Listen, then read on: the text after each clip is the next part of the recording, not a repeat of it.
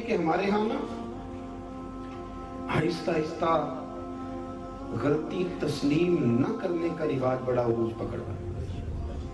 ہم ڈٹے ہوئے لوگ، سرکار نے فلاح انسانیت کے لیے جو دوسرا کام کیا نا، وہ لوگوں کو احساس دلایا ہے کہ اگر غلطی ہو جائے تو تم نے بندوں کے سامنے اپنے آپ کو کلیئر نہیں کرنا، تم نے تو رب کے سامنے اپنے آپ کو کلیئر کرنا، اللہ کے سامنے تم نے بچنا ہے کہ میرا گناہ معاف۔ اور حضور احساس پیدا کرتے تھے۔ بخاری شریف میں قبیلہ غامدیہ کی اس عورت کا تذکرہ موجود ہے جو خود آئی تھی، کوئی گرفتار کر کے نہیں لایا تھا، از خود آئی۔ احساس پیدا ہو گیا نا گناہ کا۔ یہاں بہت ساری غلطیاں کر کے بھی لوگ جب اپنی بات کرتے ہیں تو کہتے ہیں کبھی یاد تو نہیں کسی کے ساتھ زیادتی کی ہو، یاد تو نہیں کبھی کسی کا، بھئی آپ نے اتنے بڑے ولی ہونے کا دعویٰ کر دیے۔ انسان تو انسان رہتا ہے۔ بڑے بڑے لوگ کہہ گئے کہ یا اللہ اگر انجانے میں بھی بھول گئے ہیں تو ہم سے درگزر فرما، لیکن جب ہم تیار ہی نہیں ماننے کو۔ حضرت انس بن مالک کہتے ہیں وہ خاتون آئی، کوئی پکڑ کے نہیں لایا، کسی 14 دنوں کے ریمانڈ پہ نہیں اسے منوایا گیا، اسے وہ خود بخود آئی اور کریم محبوب علیہ السلام کے سامنے جب وہ کھڑی ہوئی تو اتنے درد سے میں نے کم لوگ روتے دیکھے جس درد سے وہ روئی۔ عرض کرنے لگی حضور میں غلطی کر بیٹھی، مجھ سے زنا ہو گیا، مجھے پاک کر دیں۔ تو محبوب کریم علیہ السلام نے فرمایا تو کیسے ثابت کرے گی تو نے گناہ کیا؟ یعنی مجرم کو ثابت کرنا پڑ رہا ہے کہ میں گناہگار۔ یہ وہ کمال ہے کہ انسانوں کو احساس ہونے لگے کہ یہاں ہم غلط ہیں۔ جب اعتراف جرم ہوتا ہے، جب بیماری کی تشخیص ہوتی ہے تو پھر اس کا علاج بھی ہو جاتا ہے۔ حضرت انس بن مالک کہتے ہیں وہ عرض کرنے لگی حضور میرے پیٹ میں ناجائز بچہ ہے۔ حضور نے فرمایا جا جب بچہ پیدا ہو تو پھر آنا۔ وہ 8 ماہ کے بعد آئی تو اس کی گود میں پھول سا بچہ تھا۔ حضور نے فرمایا واپس جا، جب روٹی کھانے لگ جائے تو پھر آنا۔ وہ 2 سال 2.25 سال دودھ پلاتی رہی، پھر جب آئی تو بچے کے ہاتھ میں روٹی کا ٹکڑا تھا۔ کریم محبوب صلی اللہ تعالی علیہ وسلم سے آ کے جب اس نے بات کی تو وہ درد سے روئی، کہنے لگی یا رسول اللہ 3 سال ہونے کو ہیں، میں نے گناہ کیا ہے، میں ساری رات سو نہیں پاتی۔ حضور تڑپتی، اگر اس حال میں مر گئی تو اپنے رب کو کیا منہ دکھاؤں، مجھے پاک کر دے، میرے حال پہ رحم فرمائے۔ محبوب کریم صلی اللہ علیہ وسلم نے بچہ ایک صحابی کو دیا، فرمایا بچوں کی طرح پالنا، اور کہا اسے لے جاؤ، پتھر مار مار کے اسے سنسار کر دو۔ صحابہ کہتے ہیں اسے پتھر لگ رہے تھے اور حضور بے چینی کے ساتھ ٹہل رہے تھے۔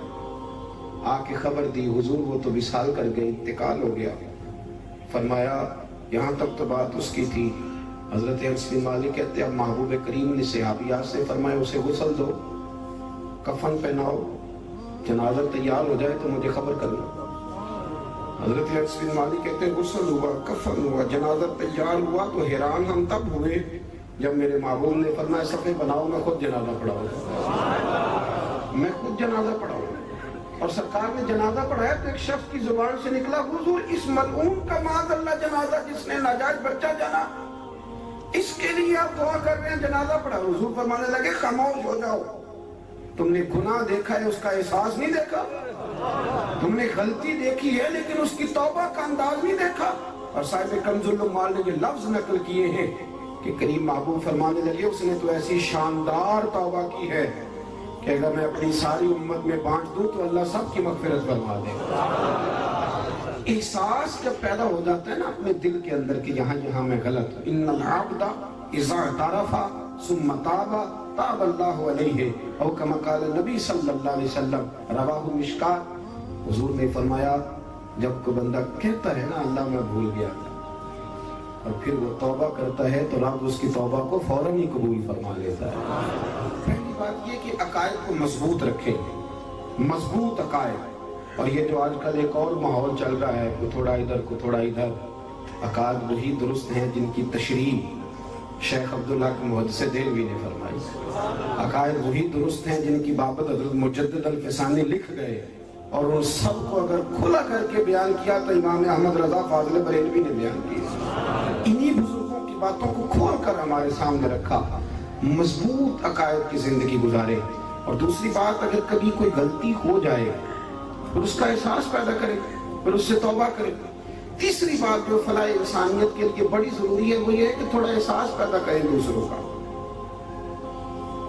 میری زندگی میری ذات سے شروع ہوتی ہے.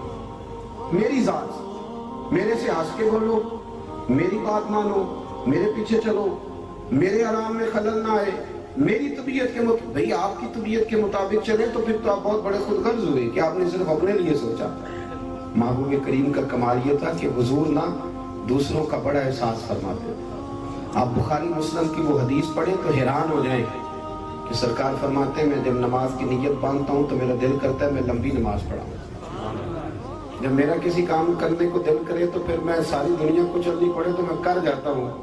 لیکن حضور فرمانے لگے کہ میرا دل کرتا ہے میں لمبی نماز پڑھاؤں، لیکن پھر میرا خیال آتا ہے کہ پیچھے بوڑھے بھی ہیں، بیمار بھی ہیں، بچے بھی ہیں.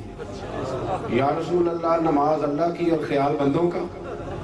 فرمایا میں بوڑھوں، بیماروں، بچوں کا خیال اللہ کی نماز کو مختصر کر دیتا ہوں. احساس جب طبیعت ہمارے ہاں نا تیزی کے ساتھ احساس ختم ہوا، تیزی کے ساتھ ہم نے اتنی نفی شروع کی. ہمارے تو اہل تصوف میں الا ماشاءاللہ اب تربیت کا طریقہ یہ ہے کہ صرف میں ہوں، میرے سوا کوئی بھی نہیں. حالانکہ طریقت تو اس کا نام تھا کہ میں نہیں باقی سارے تھے. وہ تو دوسرے کا اثبات کر کے اپنی نفی کرتے تھے، اور یہاں بار بار اپنا اثبات. احساس جب پیدا ہوتا ہے، احساس، پھر اس کے اندر توانائی آتی ہے. پھر انسان اپنے لیے نہیں دوسروں کے لیے جینے میں بھی خوشی محسوس کرتا. پھر وہ محسوس کرتا ہے کہ میں کوئی ایسا درخت نہیں کہ جس کی نہ شاخیں ہوں نہ پتے ہوں. پھر وہ کہتا ہے میں درخت ہوں پر شجرے سایہ دار ہوں. کوئی آئے گا تو پھل بھی کھائے گا، کوئی آئے گا تو چھاؤں میں بھی بیٹھے، کوئی آئے گا تو اسے خیر بھی نصیب ہوگی.